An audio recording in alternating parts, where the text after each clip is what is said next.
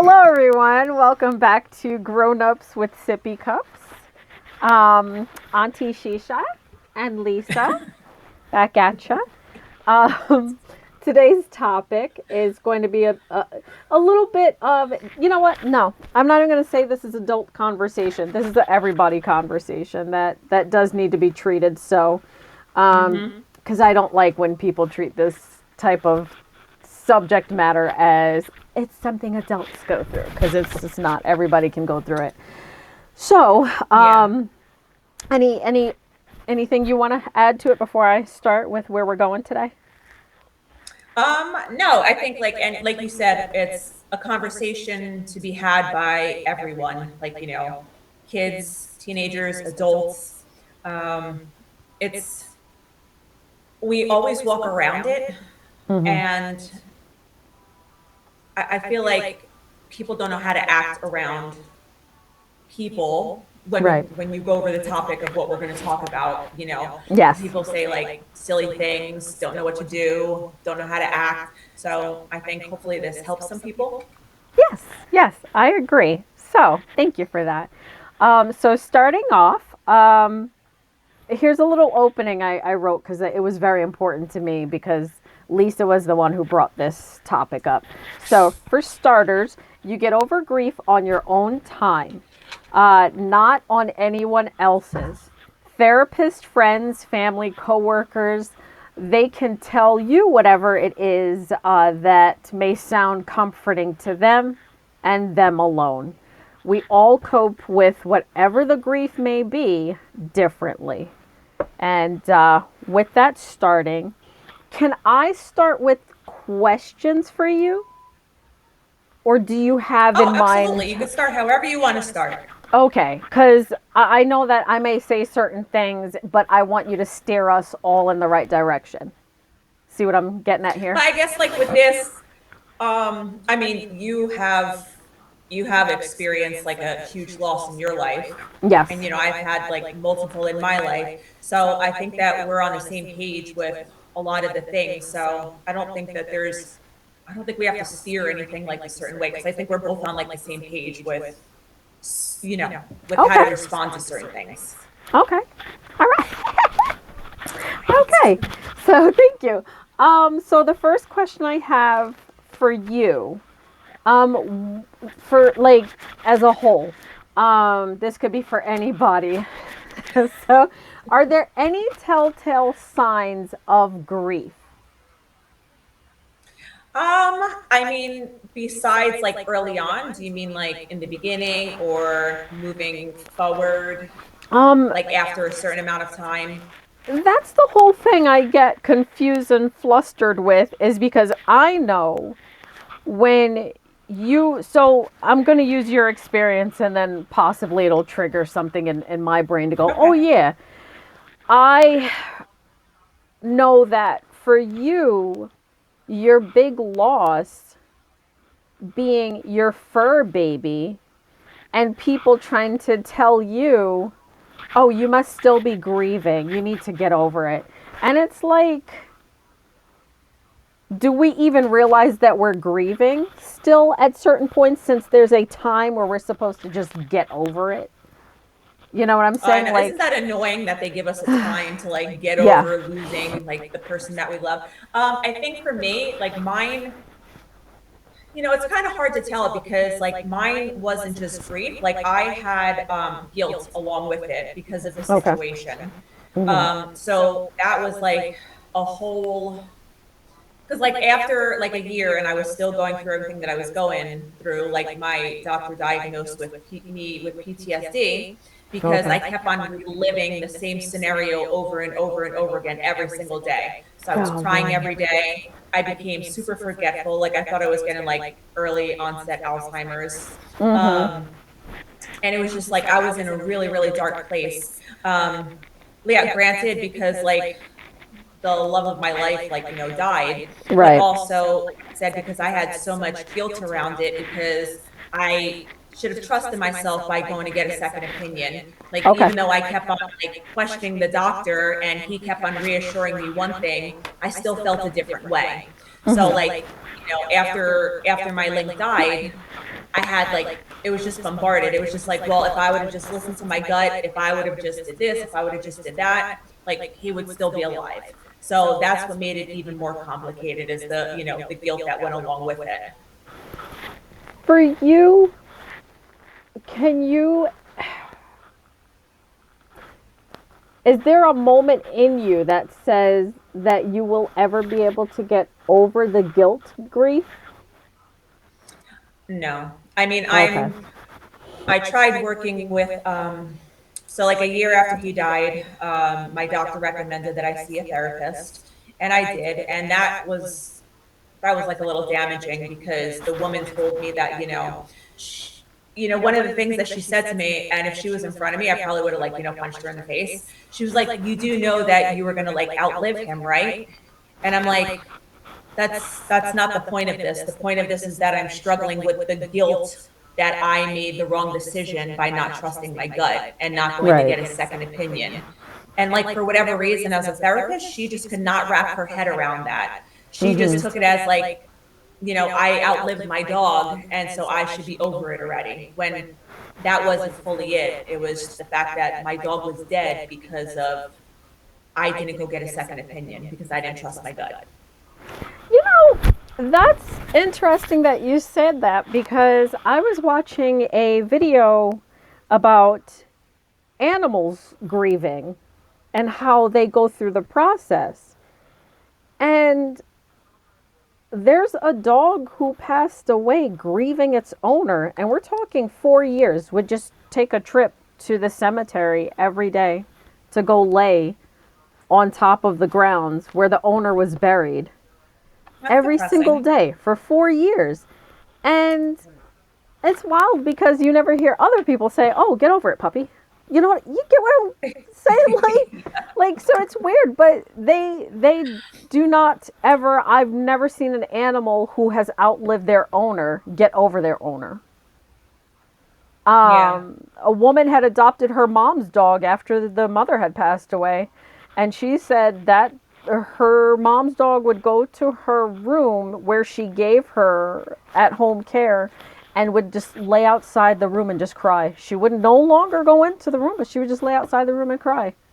And this dog Oh, did that's this so till the day she sad. passed away. Yeah, so Wow. it's just so animals don't even have a grieving time point like where they're like, okay, Yeah. time to stop grieving. Okay, move on. Yeah, exactly.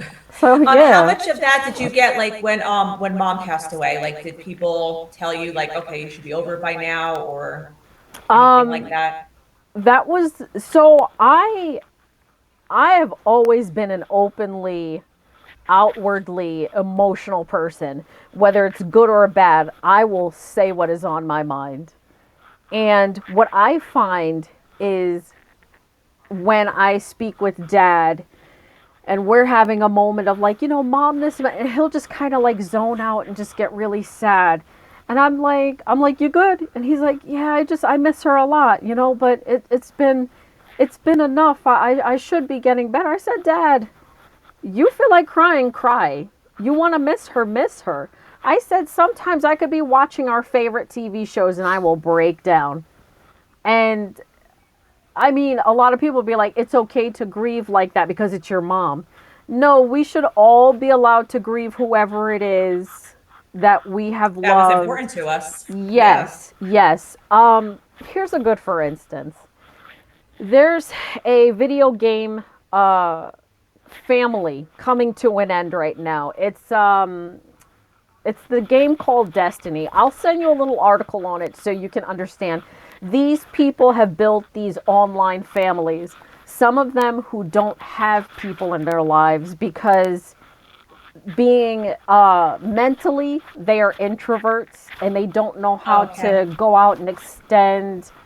And I feel for those people because some of them it Yeah, is legit absolutely. a phobia, Yeah. acrophobia I think or something like that. So they can't get outside. They don't know how to function. Some of them you have ADD, ADHD, Asperger's. Some of those people just can't function around others. So they're in a constant state of emotional grief for things they can't do. And so now this community, the company being selfish, decided it's time to close down the gaming community. They're done. When I tell you Oh, sitting and watching these people grieve, like they have to say bye to their best friends, and just watching it happen, and it's like, oh my God. I suddenly came to the terms of we can all grieve over something. It may not mean something to that person, but it might hmm, be something to the person going through it. yes. And So, it's not for us to judge. right. So, Yeah. with me going through how I go through it with mom, I realize also that however dad chooses to go through it, he's got to go through it. And I can't tell him, like, just let it out, just this, just that, because that's his way of grieving. So, I'm like, so, like, and it just sucks to watch somebody else who can't openly understand their grieving. As for somebody like me, where I'm just like, oh God, like it's just so it's hard to explain, but I know you understand what I'm saying. No, So absolutely. yeah, it's But I don't think there's any, like, um, I don't think there's any harm in trying to, connect with him and mhm. ask him questions around it without kind of dictating, like, hey, dad, this is how you should be feeling, or this is what you should be doing. But you're allowed to, like, ask him questions around it to understand, like, where he's coming from. Right, right, yeah. So Yeah. it's a process, but I also don't care to rush myself along to stop grieving my mom. Any of my family It's always members. going to be there. Yeah, yeah, yeah. Because I even have family members that, on dad's side, there was auntie and grandma. I love auntie to bits and pieces. I remember certain times I'd be going over her house when mom and dad would be out. So it's like, auntie can babysit you. And there are days where it had been years. What are we going on? 10 years? Maybe 11? Maybe more. And I have moments where I have a little stuffed teddy bear of hers. And I actually had to put it up to just give myself that space because there is no, like, me and Toonie could just be having conversation. As a matter of fact, at her wedding, we were talking, and I had to keep from crying, like, oh my God, Auntie's not here for this. And it Oh. was just like, oh my God, but they did my makeup, and that was expensive. So I was just kind of, and you know what I'm saying? I would think the most ridiculous thing, so I'd instantly, like, would just, like, distract myself from breaking down. But Okay. that's how many years, and I still feel like a little kid when I think I still smell her perfume. Put it that way. Oh. So yeah, but since we're heading And that's into okay. You're yeah, you're allowed to, yeah, like, whereas, like, so many people are like, oh, it's been 10 years, like, it's time to get over it. It's like, no, we don't get over the people that, like, we love and had an impact on our lives. yeah, And that's what people have to stop doing. Stop telling other people, just because you think you'll be over it, and just because you think that this is how the person should grieve, that doesn't give you the right to tell somebody else what they should do with their grief. right, right. Yes, well Yeah. said, well said. Yeah. Um, It's really frustrating. it is, it is. Like, they have all these therapists out there. Why can't we just have friends who can grieve with us? Like, I forget what country it is where they have the grieving parties. And I was like, man, that's a great idea. It sounds That is a great ridiculous, idea. but, like, why not? Like, oh God. Yeah. So, but Another thing that I think people do that they have to stop doing, and I don't know if people recognize that they do it in the moment, if they're just, like, clueless, or they think that it's helpful. But, like, so, most of my grief is around, we'll talk about, like, animals later. But when it comes to, like, humans, like, I took a grief educator course, and the educator was saying, like, some horrible things that people say when somebody has lost somebody. So, like, if somebody has a miscarriage, but they already have another kid, people will say, well, just be thankful that you already have a kid, even though you lost one. Or if somebody has two kids and lost one, they'll be like, well, thankfully it was only one kid and you still have the other one. Like, people say such dumb things. And it's like, why? Why do you feel a need to say that? Can't you just say, I'm so sorry? I don't even know what you're going through. Like, how can I help you? What can I do? I'm here for you. Just leave it at that. You don't have to Right. put your like 2 cents into anything, because it's Right. not helpful and it's only going to make that person resent you. Yeah. Yeah.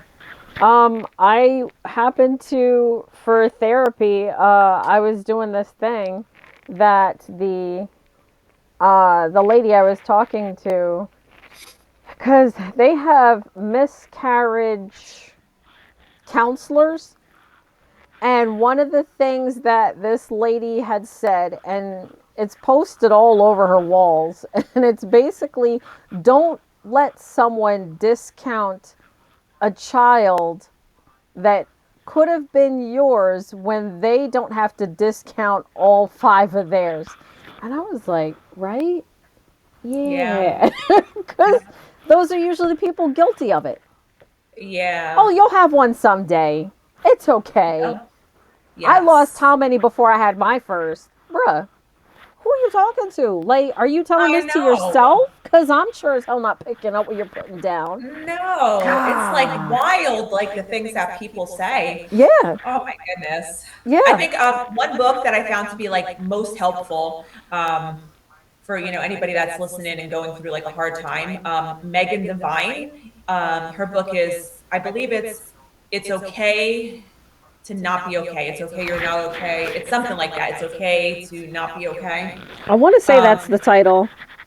Okay. And she's just like so real. Like she doesn't there's so many books that like Mm-hmm. sugarcoat grief and like the whole process. And she's just like, she gets down to like the raw of it all, of how like horrible it is and things that you're going to be going through. And just, Yeah. it's just, she keeps it real. And I love it. Like when my link died, I read her book because everybody else was like, oh, just get another dog, or, he's in a better place, or he wouldn't want you to grieve. And it's like, well, he was my dog. You don't know what he would want.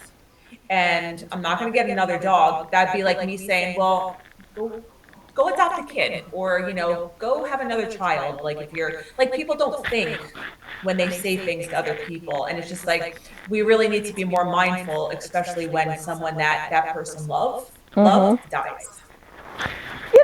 I'm going to say this, and I'm probably going to set a lot of religious people off that would be watching this, like, oh my God. But there are certain sects of religion where I notice it's okay for them to say, I'm going through this process and God is going to turn me into a better person when I come out of it. And they go through this whole thing. But the second you're grieving something, anything, whatever it is, they're like, you should give it to God. You should give, yeah, Mm-hmm. but you're going through a lot less than me. Like, Yeah. you just realized you didn't have enough money in your whatever to go buy whatever it was you wanted to buy. I'm legit grieving Yeah. something that was important to me. And you're going to sit here and tell me that, like, why? Why would you do that?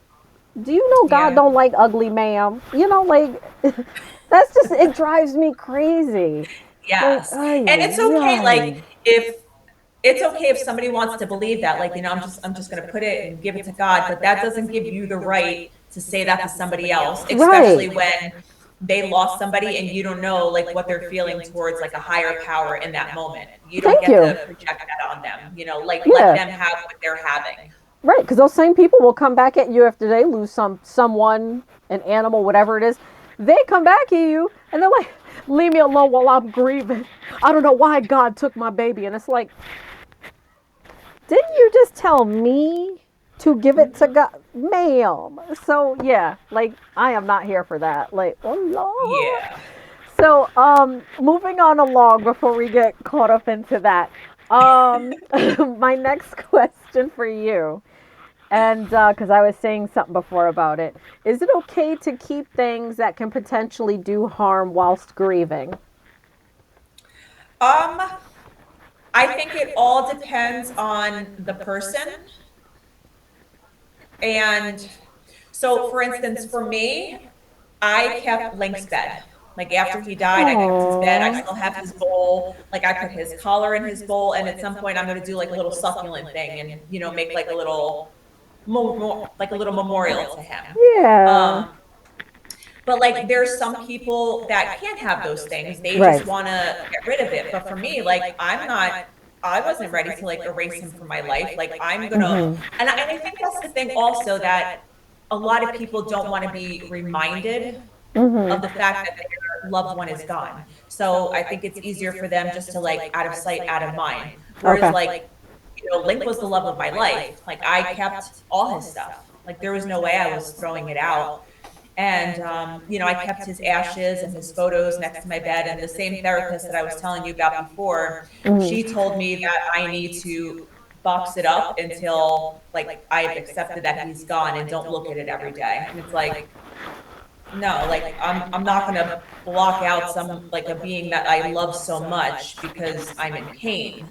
Like I'm in pain because I love this being so much. I'm not gonna like block it out. So I think it all depends on the person. If they Okay. want to keep it around, they can keep it around. If they don't, if that helps them, they have to do what's right for them. But there's no like right or wrong answer. I see. I noticed that a lot of drama or romance comedies. I notice when there's points of somebody losing someone in movies like that, where they usually attach to it the stigmatism of these people keeping their things. And that's always usually like the crescendo of the thought process of when the movie's having the breakdown and they're like, they go to their beach house and they start dumping everything out. And then that's when the fallout takes place. And I'm like, really? Just keep it. Like, what's the problem? You know? And Yeah. they always do that as where, like, you're watching, like, a horror movie or, like, a kid's movie, and it's ever so sweet because then you see, like, the person, like, here, keep so and so's belongings close to you. Yeah. You know? And it's like, why do they Exactly. do that? I don't know. I really don't know why they do that. But that's good that you brought that point up also, is that there's some people like in the beginning, they don't want to part with any of their loved ones' things. But then Mm-hmm. like, as they start processing and like learning to like live with that person being gone, then it's like, oh, you know what? I think that this person would appreciate this because I know that they bonded over this. And Right. you know what? I'm not going to be able to, I'm not going to keep all the clothes, so I'll donate it to somebody in need. And I'm going to make sure to hold on to like, the really special things. Right. So like it's okay to like do stuff like that also. And some people do once they realize like, like, okay, maybe it is time for me just to like let go of some of this stuff. And that's okay Yeah. whenever it's ready for you. Okay. Okay. Thank you. Thank you. I just because I watch a lot of films and I just see how they always react to death or for a great example, I loved the movie. Well, I didn't love the entire movie. It was the underlying story of Friends with Benefits, Mila Kunis and Justin And Timberlake. Ash, oh, Justin Timberlake. Okay. It was how you find out his dad's going to, he's, I think, Alzheimer's or dementia, one or the other. But his dad is going through the steps like where you realize it's starting to set in. Mm-hmm. And when he's talking to the other character, I forget who, and he's like, he came to terms with the fact that he was already grieving the loss of his dad because how it's just deteriorating his memory. Sometimes he doesn't know who he's talking to. And I was like, Jesus Christ, that is such a slow grief process Oh, because, absolutely. you know, and I have Yeah. been doing a lot of reading and oh my god, man, like the reading in itself is depressing because they're like you have to grieve and start to separate yourself from that person because there are moments in time where it's going to take you close to the edge just because they are not the person you grew up with. They don't really remember you. Sometimes they will treat you Yeah. horribly. So you have to already be grieving the person even though they're physically still in front of you. Yeah. And No, absolutely. like I couldn't even imagine that's like a forever grievance, you Yeah. know? No, absolutely. Ah, God. Yep. That's one of the Horrible. things in the course that I took. The guy actually talked about that. Most people don't consider that grieving, but it is grieving. Like It when is. somebody that you love is going through that and they're losing their memory, they don't know who you are, and then you're going through that whole process of Mm-hmm. like grieving that person that's no longer there, even though they're still physically there. And it's just like so sad to think about. But Yeah. that's like another thing, to like touch on that. Most people only think that, grieving has to do with when somebody dies, but grieving can be like, the end of like a marriage, the termination of a job. Mm-hmm. Like you said, somebody struggling, losing their family member to dementia or Alzheimer's. Like there's just so many things that people can grieve around Yeah. that we don't like, take into consideration. No, we definitely don't because there's a Reddit I like to go on, and it's basically people who have gone through divorce, and they're essentially having to come to terms with that's no longer their lifestyle, that it's okay to keep living. Yeah. And this Yes. one man said him and his wife were married for, I think, 40 years, something like 40 years. And he said he went through almost 10 years of grief, of just, he doesn't come home to her anymore. The kids aren't there. And I was like, oh my God. And it Yeah, was, for some people, that's a lot to process. right, right. Yeah. Yeah, he said he grew up with her. They were like middle school sweethearts and then got married out of high school, and yeah, but he said him working all the time, not making time for the family. He said that's what did it. Mm. So, yeah, so he guilt grieving. So, whew, it's something. Ay ay ay. That really is. Okay, so this is going to be let's see. What things can we do to keep ourselves moving? Some might even say preoccupied. Um, I don't think it's a matter of keep on moving because if Mm-hmm. you block it out, that's only gonna like repress it. And Okay. you don't want no suppress it, right? Suppress it. Suppress it. Repress Yeah, just keep to it bring, down. yeah, yeah, suppress. Yes. Yeah. And so like that's not gonna be good. But again, like people have to go through their own things. But like something that you could do. So in the beginning for me, like I would journal to link, Okay. just apologizing and stuff like that. Just make sure you're staying hydrated. If you can, try to connect with people that understand and that can be there to support you. Like, just know that, it's unfortunate because there are some people that really do not have a support system. Right. And if that's like, one of those people, there are, options available. Like for me, oh, we have 10 minutes. Okay.